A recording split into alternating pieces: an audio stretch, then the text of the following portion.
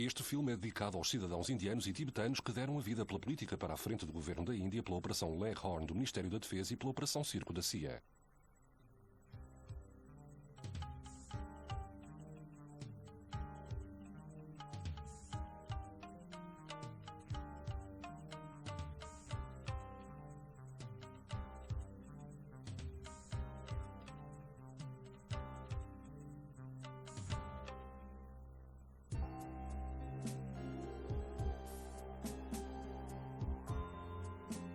A segurança sem precedentes e as enormes manifestações em abril de 2008 contra a passagem da tocha dos Jogos Olímpicos de Pequim, na majestosa e imperial Nova Delhi de Lutyens, voltaram a colocar o tema de independência tibetana em cima da mesa.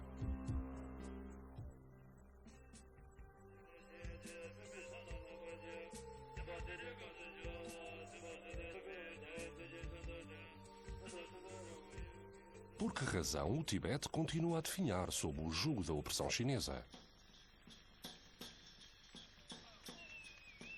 O Tibete alguma vez foi livre? Qual a reivindicação de todos estes protestantes?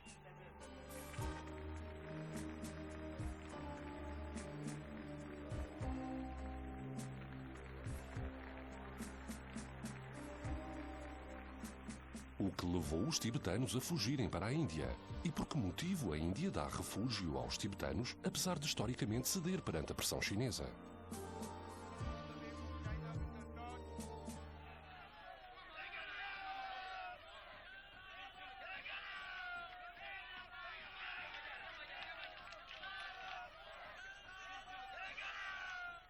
O Tibete é importante para a Índia por razões de segurança. Temos a China junto à nossa fronteira, que não é um país democrático e que nunca mostrou uma verdadeira amizade com a Índia. Precisamos de um país pacífico e democrático, que funcione como zona tampão, papel que sempre foi desempenhado pelo Tibete.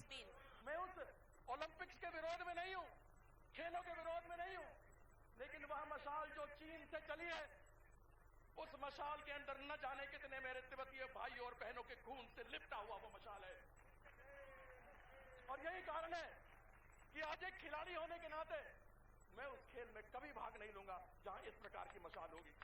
O Tibete simboliza o desejo de liberdade. O Tibete simboliza o desejo de compaixão humana e a luta pela verdade. É isto que o Tibete passou a simbolizar sob a liderança do Dalai Lama. E hoje, se quisermos levantar a tocha da liberdade, da verdade, da compaixão e da justiça, temos de apoiar a causa do Tibete, porque de outra forma, o futuro da humanidade não será tão radiante sob a liderança do governo chinês. É um país vizinho e foi ocupado pela China.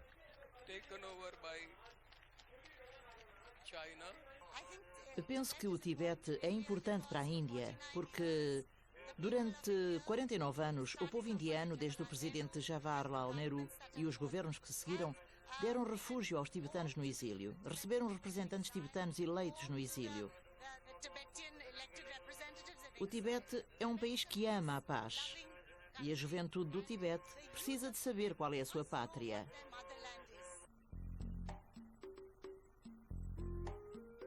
A história começa no século XIX, quando os mapas eram a fonte de autoridade para determinar vontades idealizadas à distância relativamente às fronteiras coloniais.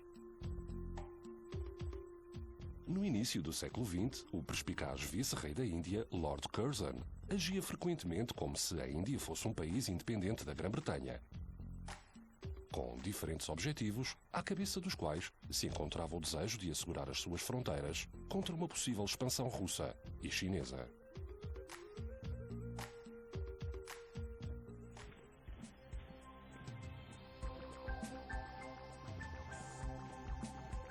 Usando uma combinação de argúcia e tato, Curzon obteve o consentimento dos seus superiores em Londres, em novembro de 1903, para enviar uma força expedicionária britânica a Lhasa, sob o comando do coronel Francis Young Husband.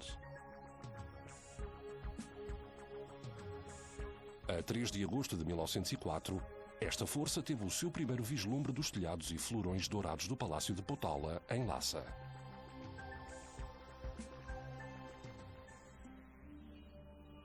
Em setembro, o coronel Young Husband recebeu o consentimento tibetano para um acordo que, entre outras coisas, permitia ao governo da Índia a criação de mercados nas cidades tibetanas de Gyantse, Gartok e Yatung. A demolição de todas as fortificações entre Lhasa e a fronteira com a Índia e a última palavra sobre os negócios de qualquer tipo entre o Tibete e qualquer outra potência estrangeira. O Sr. Yu Tai, governador chinês nominal, ou Amban, do Império Tzing, foi testemunha e ajudou a negociar o acordo.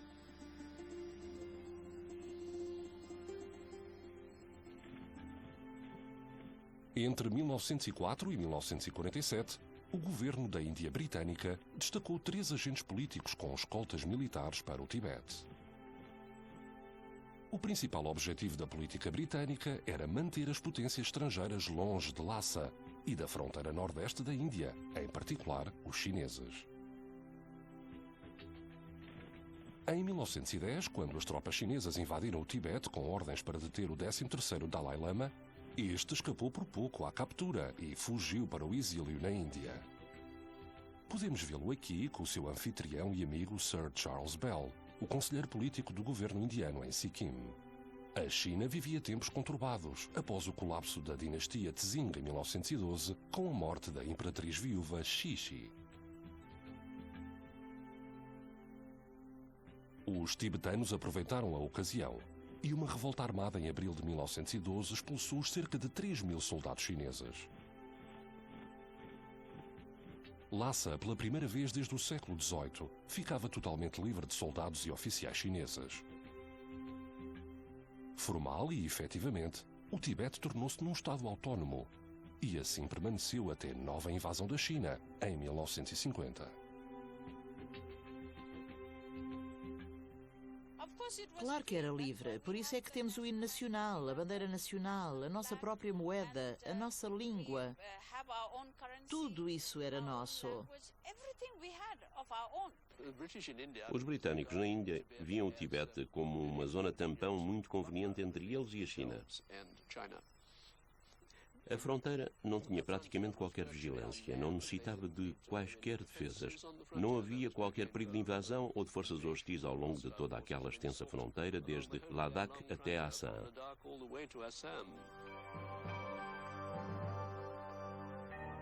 Perante esta oportunidade, a Grã-Bretanha convocou uma conferência tripartida em Simla, em outubro de 1913, com a China e o Tibete. O propósito da Conferência de Simla era definir a linha divisória indo-tibetana e clarificar a independência política de Lhasa em relação a Pequim. Os principais promotores desta conferência foram Sir Charles Bell e Sir Henry McMahon, o ministro dos Negócios Estrangeiros da Índia. A intenção de McMahon era libertar o Tibete de todas as pretensões de soberania chinesas e empurrar a agência de fronteira nordeste ou fronteira Nefa do Vale do Brahmaputra para a crista montanhosa ao longo da orla himalaica do Planalto tibetano.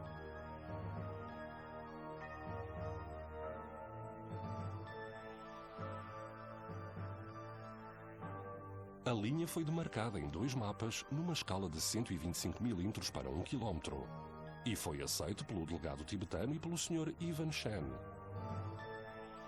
O delegado chinês, também conhecido por Shen Yifan, que rubricou o mapa. McMahon também assegurou o controle do mosteiro de Tawang aos tibetanos, traçando a fronteira 19 km a norte de Tawang.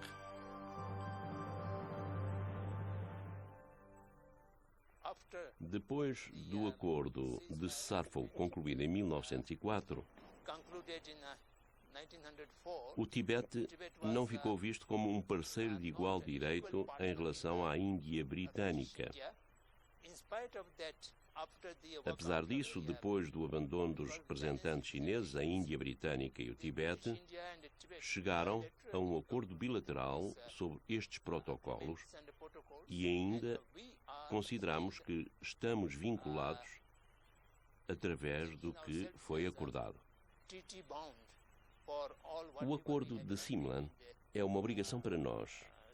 E os tibetanos respeitam, obviamente, a fronteira McMahon entre a Índia e o Tibete.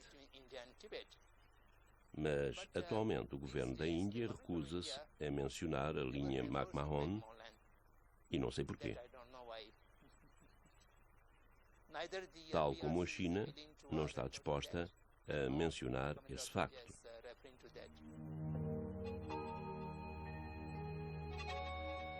Curiosamente, a área contenciosa de Tawang e a região mais a norte nunca foi aceite como parte do Tibete pelo governo da Índia. Já em 1908, o mapa oficial da Índia publicado no Imperial Gazetteer of India mostra esta área como parte do Butão.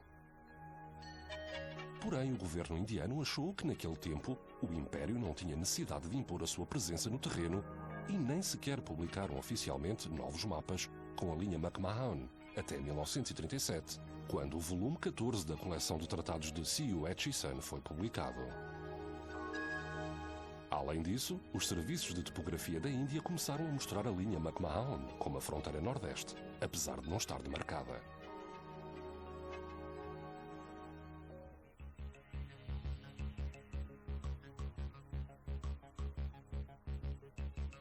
Em abril de 1938 foi enviada a Tawang uma pequena expedição militar de reconhecimento do exército indiano para hastear a bandeira. Contudo, em março de 1939 foi cancelada uma nova missão militar devido à guerra que se adivinhava na Europa.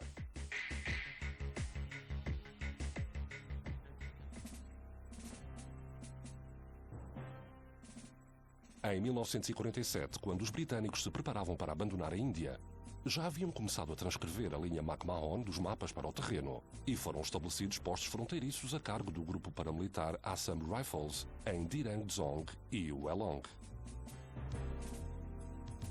A continuidade desta medida por parte do novo governo da Índia foi reforçada pela permanência em Lhasa do último representante britânico, Hugh Richardson, que passou a estar sob a alçada do novo governo indiano, e a missão britânica em Lhasa deu lugar à missão indiana, a 15 de agosto de 1947.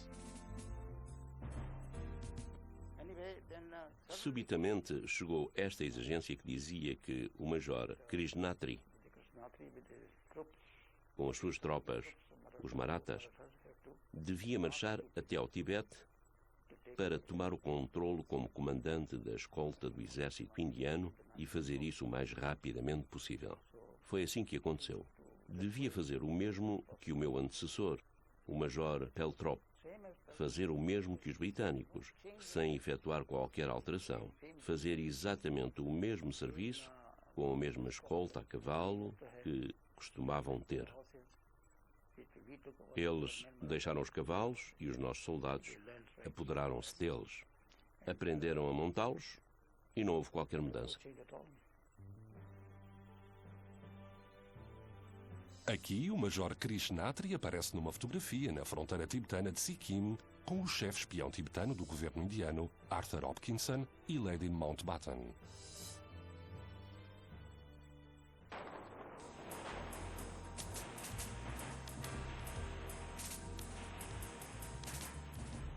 Pouco depois, quando os comunistas começaram a ganhar terreno na Guerra Civil Chinesa, os tibetanos pediram armas e munições à Índia, que enviou oficiais de alta patente do exército indiano para o Tibete, por forma a organizarem este programa de auxílio militar.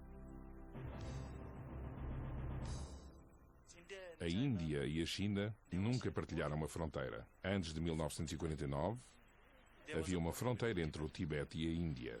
Mas depois da Índia ter aceitado o Tibete como parte da China, passou a haver uma contradição. O governo indiano vê o Acordo de Simla de 1914 como um acordo final sobre a disputa fronteiriça na região de Nepha, acordo esse que foi assinado pelo representante independente do Tibete. Mas a Índia também assinou um documento em 1954, reconhecendo o Tibete como parte da China, o que significa que se estão a contradizer. Ao aprovar o Acordo de Simla e a linha McMahon, é porque reconheceram o Tibete como uma nação independente. E mais tarde, ao aceitarem o Tibete como parte da China, foram contra o Acordo de Simla. É aí que está a contradição. Confrontado com o advento do poder da China comunista no Tibete em outubro de 1950, o governo indiano chegou mesmo a considerar uma oferta de ajuda dos Estados Unidos endereçada pelo próprio presidente Truman, com o intuito de transportar uma brigada de soldados indianos num avião de transporte norte-americano para Lhasa, de modo a impedir a chegada dos chineses. Isso é verdade. Mas a proposta chegou muito em cima da independência em 47. Ou seja, apenas 2 anos depois da independência, e por isso era demasiado cedo para Nehru e o governo da Índia reagirem a uma proposta dos Estados Unidos com tão grandes repercussões. A oferta não foi aceita pelo primeiro-ministro Nehru. Talvez se tivesse sentido relutante em abrir uma nova frente com a China logo após o cessar-fogo com o Paquistão por causa de Caxemir em 1949. Ou, talvez por razões que só ele sabia, não quisesse comprometer a sua política de não alinhamento, ao mesmo tempo que mantinha a porta aberta para estreitar laços com a União Soviética e a China. Acha que quando os chineses chegaram em 49, nós devíamos ter resistido, deslocando mais tropas para a fronteira? Não, não. Não estávamos em posição de o fazer. Não tínhamos possibilidade de o fazer. O exército estava muito debilitado, porque o exército britânico se tinha retirado. Estava debilitado, não tinha treino. Além disso, tínhamos o problema com o Paquistão. Por isso, não tínhamos possibilidade de resistir ao que quer que fosse. Em todo o caso, a nossa missão indiana a Lhasa não foi reconhecida oficialmente. Foi-nos atribuída por um dos oficiais políticos britânicos com o intuito de manter a ligação com o governo tibetano. O reconhecimento oficial só nos foi dado muito mais tarde. Então, quando é que as tropas abandonaram o Tibete? Suponho que em Delhi eles tenham achado que a missão chegara ao fim. Os chineses estavam muito determinados. Mao Tse-tung anunciava repetidamente que iam libertar o Tibete, e toda a gente. Não gostavam de Jawaharlal Nehru. Chamavam-lhe... como é que era? Agente britânico. Um agente britânico. Não reconheciam o seu governo. O mesmo que o Partido Comunista Indiano ainda hoje diz. Era o lacaio do imperialismo britânico. Era assim que Mao Tse-tung chamava a Nehru, o lacaio do imperialismo britânico. E isso era dito no Tibete através da rádio? Sim, claro. Anunciavam enquanto marchavam. E obviamente que a hostilidade contra a Índia aumentou. O governo da Índia decidiu continuar com a política para a frente dos britânicos e, em fevereiro de 1951, tentou prevenir qualquer ação chinesa junto à fronteira com o Tibete na zona Nifa, tomando fisicamente Tawang e expulsando a administração tibetana, tal como os britânicos haviam feito em Dirang Dzong em 1944. A linha McMahon tornou-se então na fronteira nordeste efetiva da Índia. A escritora Han Suin, no seu livro Favorite Son, escreve que o primeiro-ministro chinês, Zhou Enlai, sentia que Nehru se comportava como um herdeiro do expansionismo colonial britânico. Zhou sentiu-se aguilhoado com um comentário do governo da Índia, quando este se referiu à entrada das forças chinesas no Tibete como lamentável.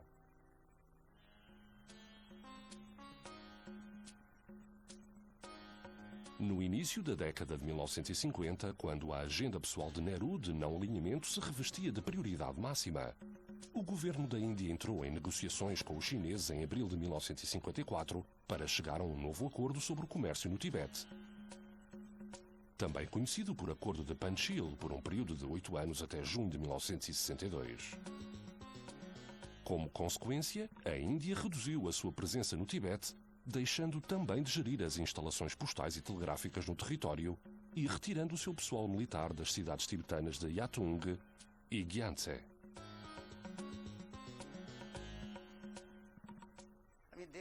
Eles estavam alojados perto de nós.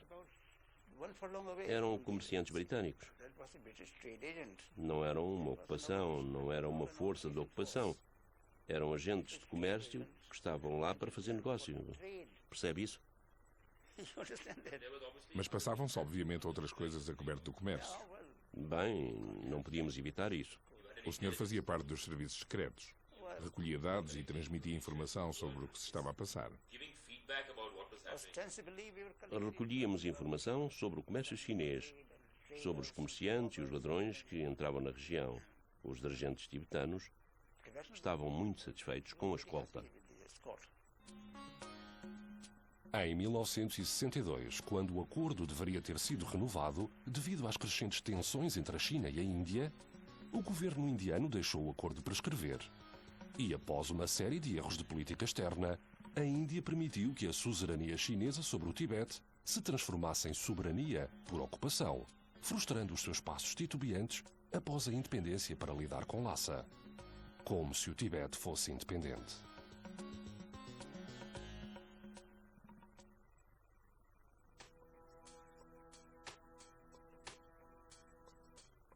Para os chineses, entre 1950 e 1956, o Dalai Lama era visto como um elemento disposto a participar na integração do Tibete na China.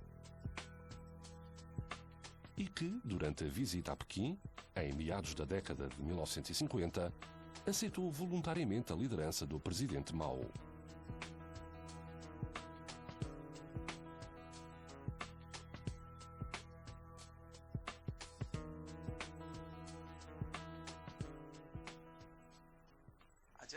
Quero apenas expressar a minha opinião. Não conheço a visão de Mao para o Tibete quando o Partido Comunista Chinês chegou ao poder em 1949, mas, segundo sei, houve 3 razões. A primeira é que, em termos de história e direito internacional, o Tibete faz parte da China. A segunda é que o Dalai Lama, o Panchen Lama e outros líderes religiosos do Tibete dessa altura escreveram a Mao e pediram-lhe para ir ao Tibete e enviar os seus homens o mais depressa possível, porque, segundo eles, precisavam de uma paz estável no Tibete. Esta é a segunda. A terceira é que o povo tibetano pediu aos soldados de Mao e aos seus oficiais para irem para a província do Tibete, naquela altura não lhe chamávamos região autónoma, mas sim província do Tibete, e pediram-lhes para entrarem na região o mais depressa possível. Em termos históricos, há 700 anos, o Tibete tornou-se parte da China durante a dinastia Yuan.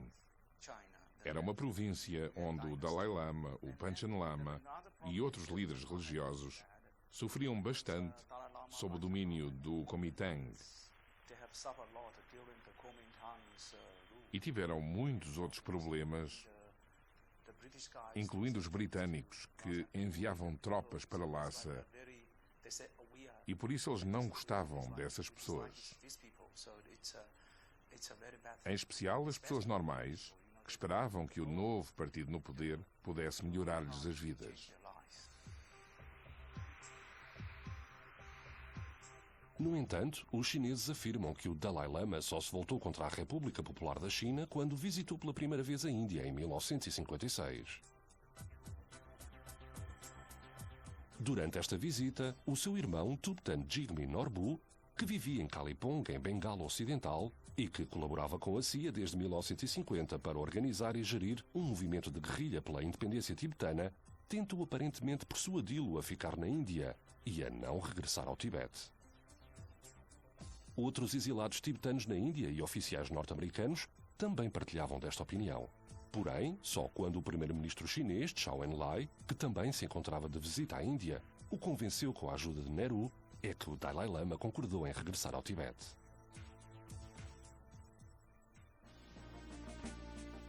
Esta visita do primeiro-ministro Zhou Enlai ocorreu no auge da então chamada amizade sino-indiana. Nehru fez referência ocasional à inexatidão das fronteiras nos mapas chineses, tendo-lhe sido assegurado por Zhou Enlai que iriam ser revistas. Nehru discutiu então sobre a fronteira sino-birmanesa com Zhou Enlai e sobre o traçado da linha McMahon até à Birmânia, uma vez que desde 1914, quando a linha foi estabelecida, a Birmânia ainda fazia parte da Índia. Após este encontro, Zhou, Nehru e U Nu, o líder birmanês, reuniram-se em Nova Delhi, onde a fronteira sino-birmanesa foi finalmente acordada, juntamente com a linha McMahon, alguns anos mais tarde, em abril de 1960, pouco antes da última visita de Zhou Enlai à Índia, e antes desta questão das fronteiras ter dado lugar a uma guerra entre a Índia e a China. Durante este encontro, Nehru baseou-se no acordo da fronteira birmanesa e supôs que, uma vez que os chineses tinham aceitado a linha McMahon na Birmânia como fronteira, poderia aplicar o mesmo princípio à linha McMahon na Índia. No entanto, os chineses estavam apenas dispostos a aceitar a linha McMahon a leste do Butão como fronteira, desde que o governo da Índia abdicasse das suas pretensões sobre Aksai Chin, ao ocidente, no estado de Jammu e Caxemira.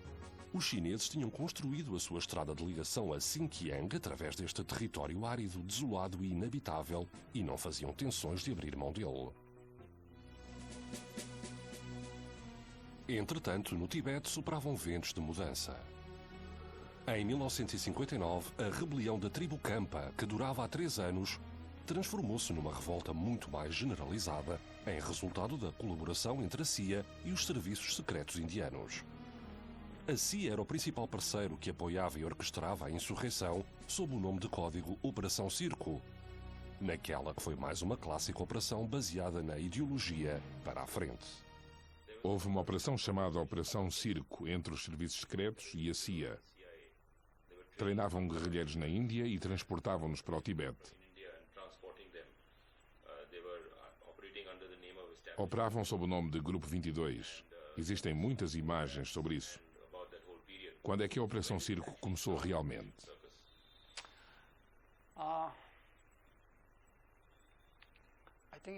Penso que foi quando os britânicos e os americanos passaram a apoiar o Chiang Kai-shek,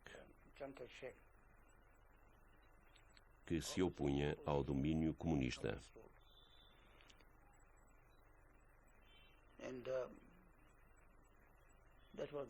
Foi aí que começaram as operações secretas, a partir de uma base junto à nossa fronteira, quando os militares do Kuomintang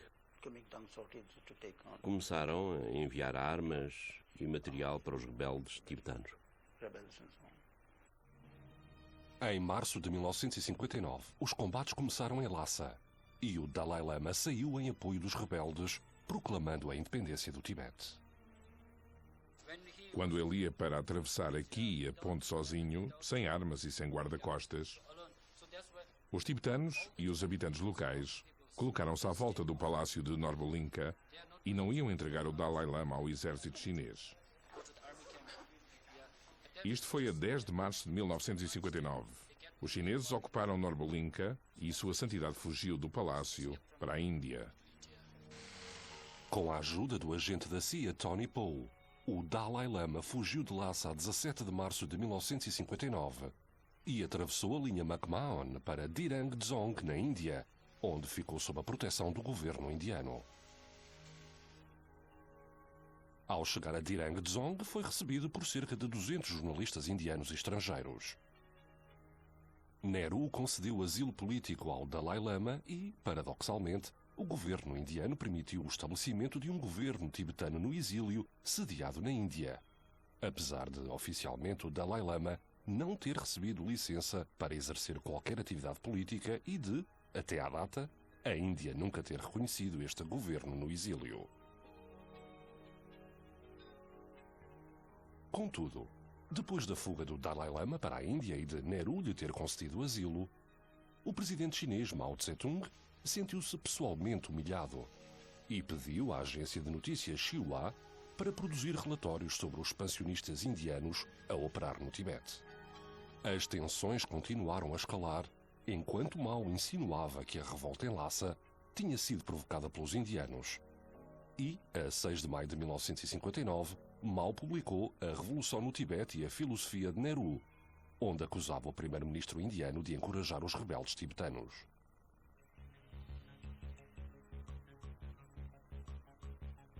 A concentração dos rebeldes Khampa no sul do Tibete, entre o rio Brahmaputra ou Tsangpo e a linha McMahon, trouxe soldados chineses em massa para a região, numa tentativa de impedir que os rebeldes e os refugiados atravessassem a fronteira para a Índia.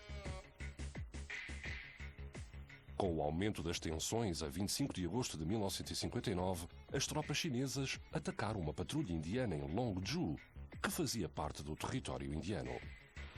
O ataque chinês veio alterar a opinião pública indiana, voltando-a contra a China. A era da amizade sino-indiana, ou Indi-Chini Bye-Bye, chegava ao fim. As pressões continuaram a aumentar nos anos seguintes enquanto as peças do jogo político nos Himalaias ocupavam as suas posições. No mapa onde os britânicos e os tibetanos tinham colocado as suas assinaturas a 3 de julho de 1914 em Simla, a linha McMahon terminava na fronteira com o Butão, na latitude 27 graus, 44 minutos e 30 segundos norte. As autoridades repararam que se a linha McMahon fosse transposta das suas coordenadas no mapa para o terreno, não coincidiria com a crista mais alta da região. À luz desta realidade, em agosto de 1959, a Índia estabeleceu um posto 6 km a norte da linha McMahon, num local chamado Kinzemane, ao longo da cordilheira Tagla. Os chineses reagiram imediatamente, empurrando a patrulha dos Assam Rifles para o local de onde tinha vindo. No entanto, os chineses retiraram ao fim de 2 dias, e os indianos reocuparam o posto que não sofreu novos ataques nos 3 anos seguintes. A 4 de junho de 1962, uma patrulha dos Assam Rifles estabeleceu um outro posto chamado Posto Dola, na cordilheira Tagla, junto ao rio Namkachu. A 8 de setembro desse mesmo ano, os chineses cercaram-no. O governo indiano ignorou o facto de o posto Dola ter sido criado 5 km a norte da linha McMahon, pois acreditava que a cordilheira Tagla era a fronteira absoluta e definitiva. Enquanto no lado chinês da fronteira, todas as estradas tinham sido construídas a 3 horas da caminhada da linha McMahon e os soldados chineses estavam bem equipados, armados, abastecidos e aclimatizados. Do lado indiano, a linha McMahon ficava a 6 dias de marcha da estrada mais próxima para Tawang. A própria cidade de Tawang ficava a 5 dias de carro do sopé das montanhas. Apesar desta dura realidade e de o posto Dola estar situado em território chinês, o Ministério da Defesa decidiu, a 9 de setembro de 1962, expulsar imediatamente os chineses, através da operação com o nome de código Leghorn. Esta decisão baseava-se na ideia ilusória de que a China não iria retaliar se a Índia recorresse à força abaixo da cordilheira Tagla, a norte da linha McMahon. Para garantir o sucesso da Operação Leghorn, era necessário transportar por via aérea 580 toneladas de material. Além disso, devido às condições climatéricas e da proximidade do inverno, todos os mantimentos teriam de ser largados até 10 de outubro, a data oficial do lançamento da Operação Leghorn.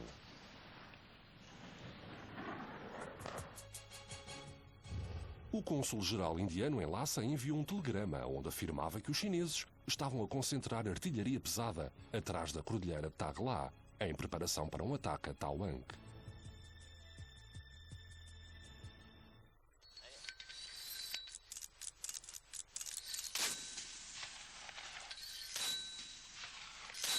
Curiosamente, os chineses facilitaram a vida ao exército indiano e, antes do amanhecer, a 10 de outubro, deram início ao ataque à cordilheira Tagla, deitando por terra a premissa sobre a qual a Índia tinha construído a política para a frente.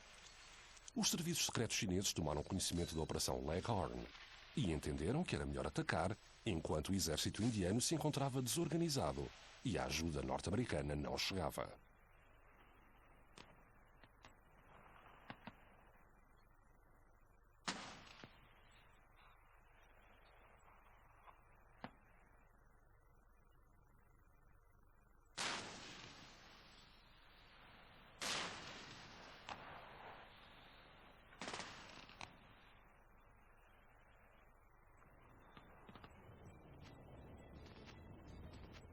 Ao atacar um novo aliado da América, a China estava a afrontar uma das potências mundiais. Além disso, registaram-se confrontos fronteiriços entre patrulhas soviéticas e chinesas em Xinjiang em julho de 1962. E não era certo que o apoio soviético se mantivesse indefinidamente. Por fim, a verdadeira oportunidade para uma ação demonstrativa e destrutiva encontrava-se apenas na zona Nifa, a sul da linha McMahon, em território que tinha estado sob controlo e influência tibetana até 1951. Por conseguinte, ao atacarem os indianos, os chineses davam sinal ao mundo de que a anexação política e militar do Tibete estava concluída. Os combates foram ferozes e a vantagem chinesa avassaladora. Às 9 horas do dia 20 de outubro, os chineses tinham conquistado todas as posições indianas na cordilheira Tagla e em seu redor. O brigadeiro Dalvi, comandante da 7ª Brigada, foi feito prisioneiro e a 7ª Brigada deixou de existir.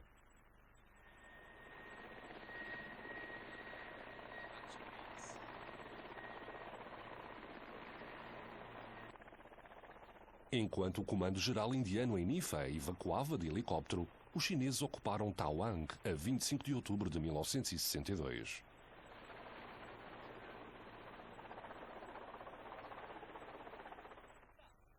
Ao mesmo tempo, no setor ocidental de Ladakh, os chineses atacaram e destruíram os postos indianos no vale do rio Shipshep, nas regiões de Galwan e do lago Pangong. A política para a frente em Ladakh, bem como a Operação Leghorn, foram totalmente desbaratadas. Paradoxalmente, o ataque relâmpago chinês levou a opinião pública indiana a defender uma política mais belicosa.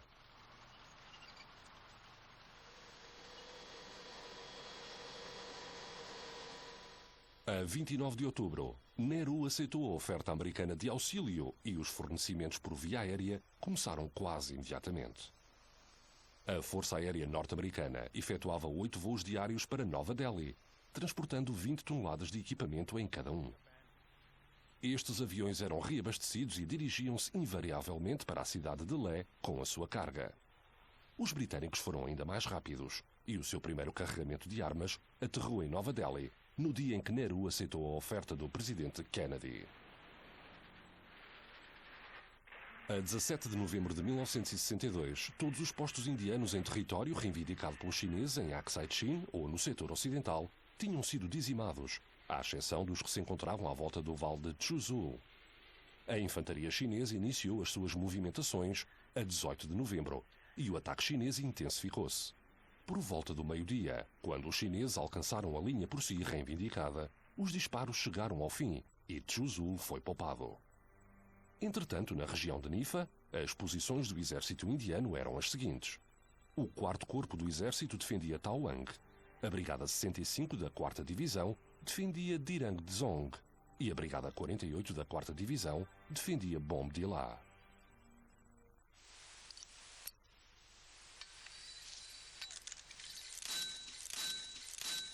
Após a investida chinesa na cordilheira Tagla, com o fogo de morteiro iniciado às primeiras horas de 18 de outubro de 1962, as unidades do 4º Corpo do Exército começaram a desintegrar-se e foi dada a ordem para evacuar de Tawang a 23 de outubro.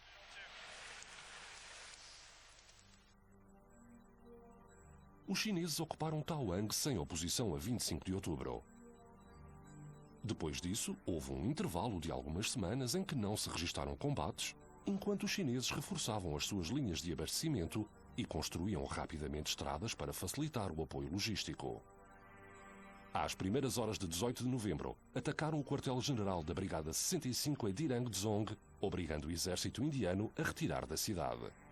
Por fim, os chineses atacaram a Brigada 48 em Bomdila a 20 de novembro.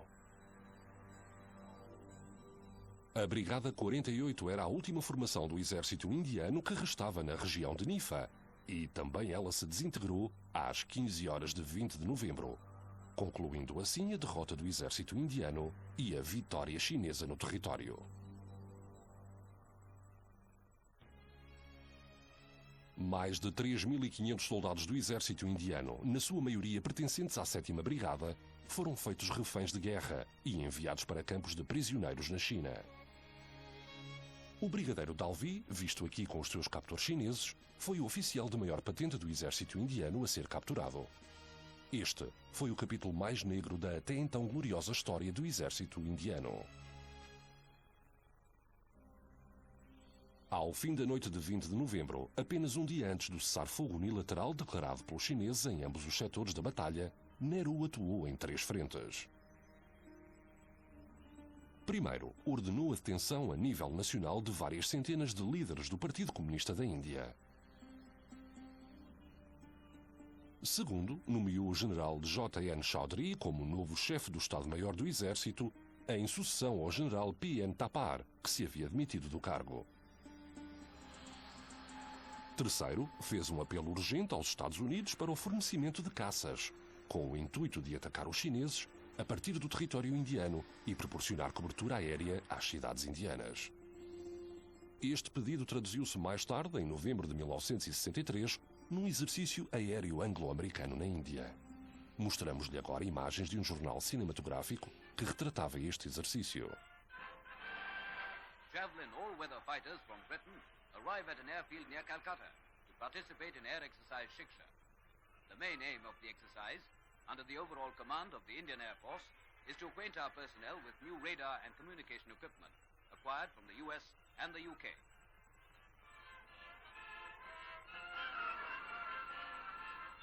Canberra bombers from Australia also reach Indian soil to join the exercise.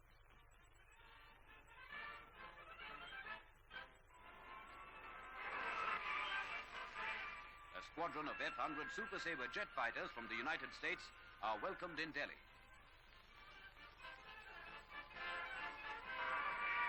From the Indian Air Force, 6 squadrons of fighters and bombers form the core of Shiksha. Shiksha gets underway as the control room receives signals from the radar equipment, sighting an enemy Canberra bomber.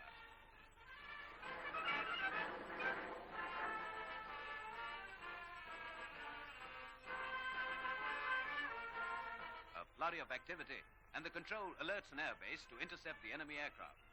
Pilots scramble to their charges, and within minutes, Nats and hunters of the IAF are airborne.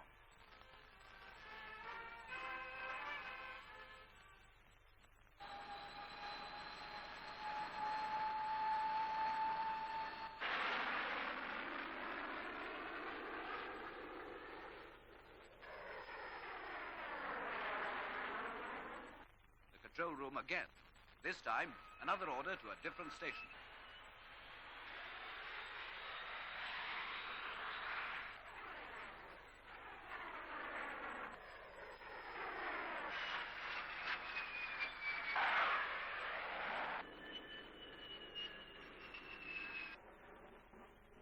The radar and the quickness of the whole operation makes it possible to chase away the intruder. Mission successfully accomplished, the planes return to base. Air exercise Shiksha enables our men to master new equipment.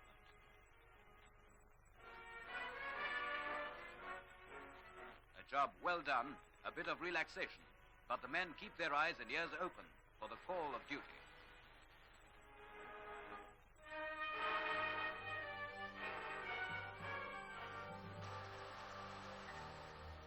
A confirmação da distância que Nehru havia percorrido desde o não alinhamento chegaria através da presença em Nova Delhi de uma missão militar norte-americana e de uma esquadrilha de C-130s que transportavam mantimentos americanos para Ladakh. A 21 de novembro de 1962, os chineses anunciaram unilateralmente um cessar-fogo e uma retirada imediata para posições 20 km atrás da linha de controlo criada entre a China e a Índia a 7 de novembro de 1959. O novo chefe do Estado-Maior do Exército, o general Chaudhry, comunicou que as suas forças não estavam em condições de fazer nada a não ser seguir o exemplo da movimentação chinesa. A China pretendia alcançar um acordo fronteiriço e a ação militar tinha sido gizada para cumprir esse objetivo.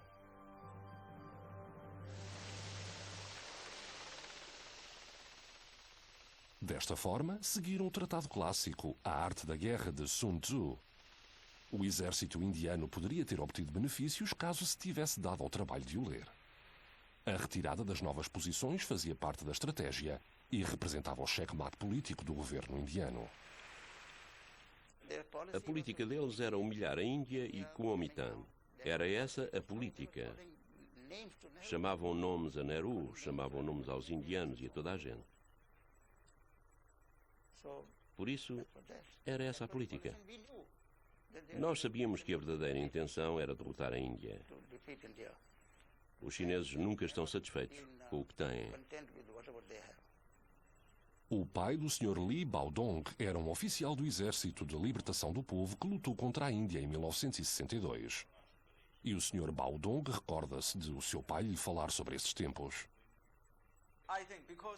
Estamos a falar de uma área disputada. E o meu pai disse-me que retiramos para trás dessa linha, que originalmente foi traçada pelos britânicos. E o meu pai disse-me que depois da guerra recuámos muito mais para trás. Por isso, só queríamos dizer-vos que éramos amigos, que devíamos conversar. Não queríamos guerra. Penso que foi essa a razão. Foi como se disséssemos: paremos com isto, vamos conversar. Os problemas entre nós não podem ser resolvidos pela força militar, mas se quiserem lutar, lutemos então.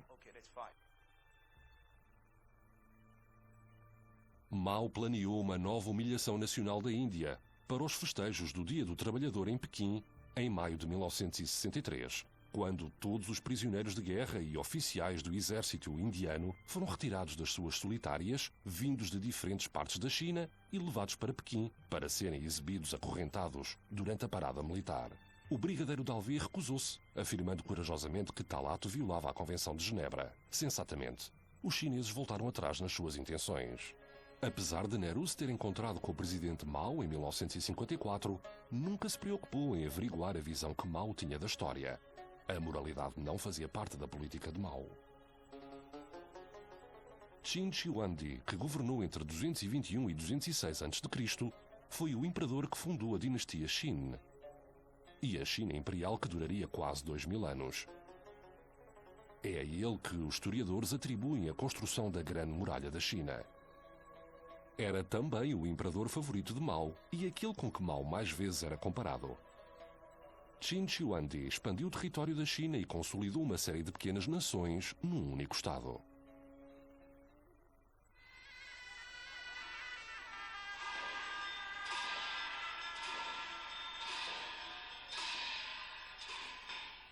Isto deveria ter mostrado a Nehru o objetivo inabalável de Mao em absorver o Tibete e todas as partes da Índia onde prevalecia a influência moral, cultural e económica do Tibete. Pese embora o paradoxo da diferente realidade política manifestada na presença e poder do governo britânico na Índia. O conflito da Índia com a China selou o destino da independência tibetana através da persuasão. E Nehru só poderia garantir a independência para o Tibete e a dignidade para a Índia através de um abandono total do não alinhamento na década de 1960.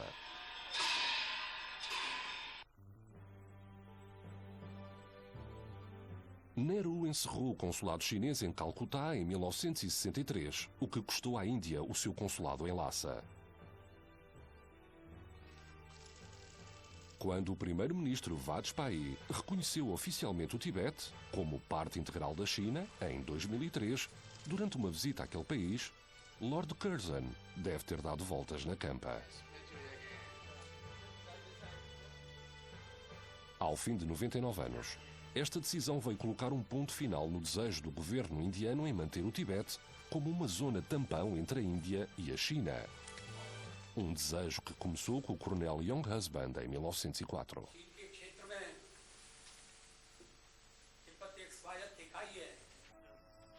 Como consequência, este ato do primeiro-ministro indiano veio opor-se às obrigações dos dois tratados assinados em 1904 e 1914, que afetam diretamente a integridade territorial da Índia.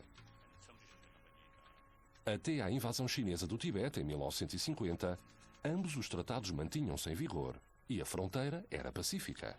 A partir daí, começaram os problemas.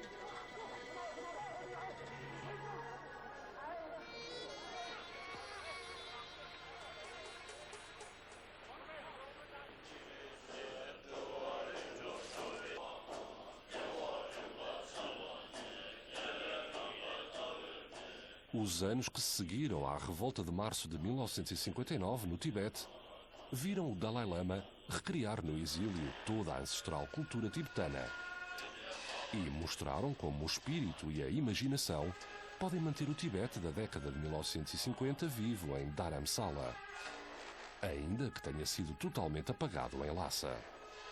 No entanto, a paciência dos exilados tibetanos tem vindo a esgotar-se rapidamente. É um sinal claro para o mundo e para os líderes chineses de que a causa tibetana e a luta tibetana não dizem respeito apenas a uma pessoa, dizem respeito a um povo, a uma raça, a uma cultura. Quanto mais os chineses tentam reprimir os tibetanos no Tibete, mais agressivos nós nos tornamos no exílio. Por isso, organizamos as nossas atividades dependendo das políticas chinesas implementadas no Tibete. Apesar de todas as concessões feitas pela Índia ao longo dos anos para agradar à China, em 2007 registaram-se 140 incursões em território indiano a sul da linha McMahon por parte das tropas chinesas estacionadas no Tibete. E, no decorrer dos primeiros 6 meses de 2008, este número já tinha atingido as 69. Será que isto alguma vez irá parar? Será que a disputa fronteiriça com a China alguma vez será resolvida, a menos e até que esta obtenha para si todas as regiões de território indiano, incluindo todo o estado de Arunachal Pradesh e partes de Assam, que reivindicou em virtude da influência cultural, espiritual e económica do Tibete nos séculos XIX e XX? Como o Dalai Lama disse há muitos anos, quando atravessou a fronteira para a Índia, sem o reconhecimento da soberania tibetana, a linha McMahon não possui legitimidade. Estará na altura de mudar a política da Índia em relação à China?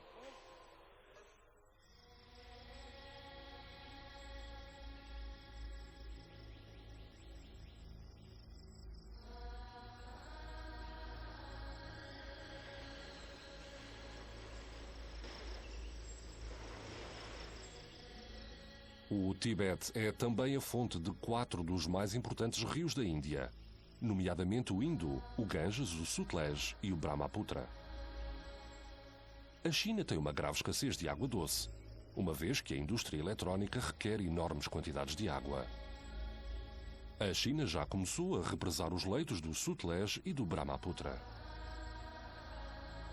As implicações deste facto face ao degelo dos glaciares e ao aquecimento global são sem dúvida bastante perturbadoras, não só para a Índia, mas também para todo o século XXI.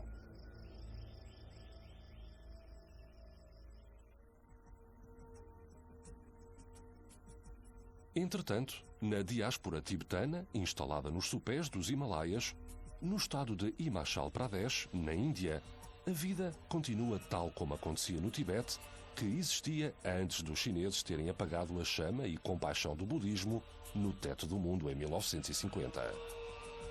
Os mosteiros pontilham a zona rural e o ar enche-se de cânticos budistas. Possa o Buda da longevidade Sabamer conceder ao Dalai Lama a bênção de ser o Moisés eterno para o seu povo, que será um dia comandado por ele para a liberdade na sua própria terra. Queremos liberdade. Queremos tornar o nosso país livre, como dantes. Acreditamos que a liberdade do Tibete foi perdida por causa de nós, por causa dos nossos próprios erros, e que teremos de ser nós a recuperá-la. Decorre atualmente um grande terremoto na China. Creio que, de um ponto de vista religioso, a lei do karma está a funcionar. Por isso, se num futuro próximo a liderança chinesa não ceder às exigências razoáveis do povo tibetano, então a natureza seguirá o seu próprio curso e a lei do karma prevalecerá. Digo sempre aos nossos amigos indianos, ao povo indiano, que se devem sentir orgulhosos e devem ter mais autoconfiança. Apesar das muitas dificuldades, vocês têm um grande potencial. Precisam apenas de mais determinação, mais força de vontade. Julgo que isso é muito importante. Versão portuguesa via satélite.